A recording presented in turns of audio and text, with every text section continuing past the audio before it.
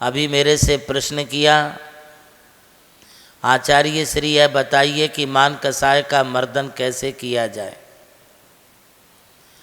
यूँ तो हमारी चारों कसाएं, चाहे क्रोध हो या मान हो या माया हो या लोभ हो, सभी कसाएं घातक होती हैं। मान कसाय का मर्दन करने के लिए हमें विनय पूर्वक उपाध्याय परमिष्टि की आराधना करनी चाहिए। नमो वज्जायाणम, यह पद उपाध्याय परमिष्टियों के गुणों के स्मरण करते हुए विद्या प्राप्ति की ओर, शिक्षा प्राप्ति के लिए हमारे लिए संकेत देती हैं। और शिक्षा एवं विद्या विनय से प्राप्त होती है। विद्या ददाति विनयम, विनयाद पात्रताम, पात्रताम धनम ततो सुखम, ऐसा हमारे नीतिकारों ने कहा है कि विनय से विद्या प्राप्त होती है।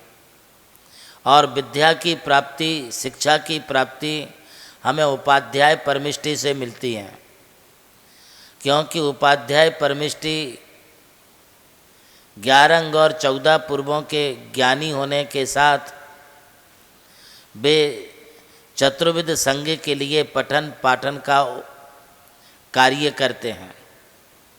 वे रत्नत्रय से सहित होकर के भव्य जीवों के कल्याण करने के लिए उपदेश देते हैं। उपाध्याय परमिष्टि में इतना ज्ञान, अगाध ज्ञान का भंडार होता है, जिसके समक्ष हम लोग साधारण से ज्ञानी के रूप में अपने आप को महसूस करते हैं। और इतने ज्ञानी महान द्वादशांग के वेत्ता होने के बावजूद भी उपाध्याय परमिष्टि में किंचित मात्र भी ज्ञान का अहंकार नहीं होता है। वे कभी अपने ज्ञान का घमंड नहीं करते हैं। उपाध्याय परमिष्टि हमेशा यह कहते हैं कि जब मुझे कुछ नहीं आता था, चींटी के समान ज्ञान था, तब मैं हाथी के समान मदमदाते चलता था। किंतु जब हाथी के समान मुझे ज्ञान हुआ तो मालूम पड़ा कि हमसे भी अभी बहुत ज्ञानी एवं विद्वान आचार्य हैं। अब हमारी चाल चींटी के समान धीमी हो गई। कहने का मतलब है, भरी गगरिया चुपके जाए, अर्थ गगरिया झलकत जाए की एक कहावत है, जिसमें ज्ञान थोड़ा होता है वो ज़्यादा उचकता है या ज़्यादा बोलता है, और जो अधिक ज्ञानी होते हैं वे बहुत कम बोलते हैं। हमें अपनी मान कसाय को, घमंड को कम करने के लिए उपाध्याय परमिष्टि से प्रेरणा लेनी चाहिए, उनके चरणों में बैठना चाहिए। जब हम उपाध्याय परमिष्टि का चिंतन और मनन करेंगे तो आपको मालूम पड़ेगा कि उनके समक्ष हमारा ज्ञान तो कुछ भी नहीं है। फिर हम अहंकार किस चीज़ का करें? क्या चूहे के लिए हल्दी की गांठ मिल जाने से क्या वो पंसारी, किराने की दुकान वाली हो जाती है? नहीं होती है। जब किसी पेड़ में फल आते हैं तो क्या उस पेड़ की डालियां ऊपर जाती हैं या नीचे आती हैं? नीचे ही आती हैं। ठीक इसी तरह से जब किसी में ज्ञान प्रकट होता है तब वह अपना सिर ऊंचा करके नहीं, सिर को नीचा करके चलता है। ये विनय है। आप विनय से इस अहंकार को जीत सकते हैं। मृदुर्भावम मार्दवम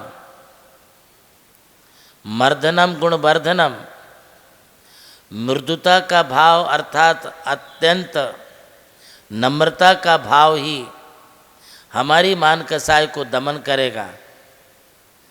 एवं जितना आप अपने आप के अहंकार को दबाएंगे, अहंकार को छाटेंगे, काटेंगे, नष्ट करेंगे, उतना आपका ज्ञान बढ़ेगा, उतनी विनय आप में बढ़ेगी।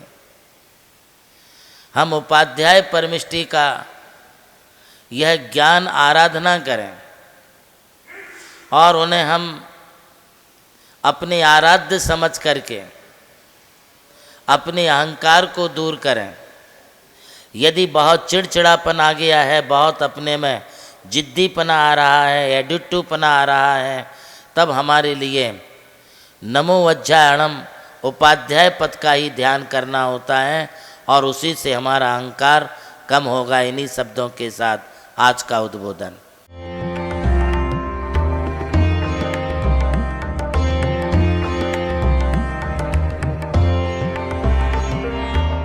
जैन धर्म केवल धर्म नहीं, जन जन का धम है।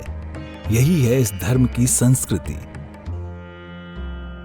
सन 2010 चातुर्मास के दौरान मांगी तुंगी और गजपंथा की तीर्थ यात्रा के बाद एक रात्रि गजपंथा की पहाड़ियों पर विश्राम करते समय आचार्य श्री देवनंदी जी महाराज को एक दिव्य स्वप्न प्राप्त हुआ।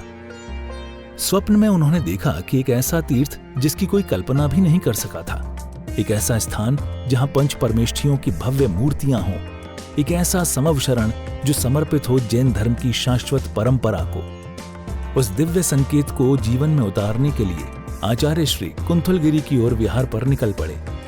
वहां एक श्रद्धालु ने अपनी भूमि पूज्य गुरुदेव को समर्पित की और यहीं से आरंभ हुई मुंबई आगरा हाईवे NH3 स्थित नमोकार तीर्थ के निर्माण की महायात्रा। ये वही भूमि है जिसे राम टेकड़ी कहा जाता है, जहां भगवान रामचंद्र जी ने 12 लाख वर्ष पूर्व तपस्या की थी। आज यही भूमि बन रही है जैन संस्कृति का जीवंत प्रतीक नमोकार महातीर्थ। यहां बन रही है 51 फीट ऊंची अरिहंत परमेष्ठी की मूर्ति, चारों दिशाओं में 31 फुट ऊंची अन्य परमेष्ठियों की मूर्तियां। कुल मिलाकर एक अद्वितीय समवशरण की रचना है जिसका वर्णन Guinness book of world record में दर्ज हो चुका है।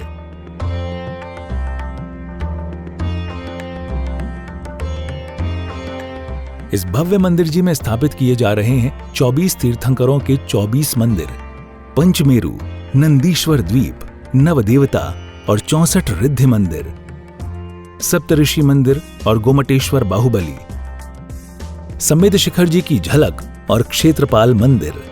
यहां पर अब तक 250 से अधिक कमरे निर्मित हो चुके हैं, जिनमें 75 साधु साध्वियों के लिए एवं यात्री निवास आधुनिक सुविधाओं से युक्त है। AC रूम, भोजनशाला, कैंटीन और विशाल गुरु मंदिर। नमोकार तीर्थ का भूमि पूजन 8 फरवरी 2014 को संपन्न किया गया था और आज लगभग 10 लाख स्क्वायर फीट से अधिक निर्माण पूर्ण हो चुका है और अब यह दिव्य तीर्थ अपने चरम आयोजन की ओर अग्रसर है। 2026 में जिन शासन के वरिष्ठतम आचार्य परम पूज्य साधना सम्राट गणाधिपति गणधराचार्य श्री कुंथु सागर जी महाराज के सानिध्य में एवं परम पूज्य प्रज्ञा श्रवण सारस्वताचार्य श्री देवनंदी जी महाराज की प्रेरणा एवं निर्देशन में 400 से अधिक साधुओं की उपस्थिति में आगामी 6 से 13 फरवरी 2026 में नमोकार तीर्थ का भव्याति भव्य अंतर्राष्ट्रीय पंचकल्याणक प्रतिष्ठा एवं महामस्तकाभिषेक महोत्सव का आयोजन होने जा रहा है। खुल रहा है पुण्य का द्वार, जो करेगा भव पार।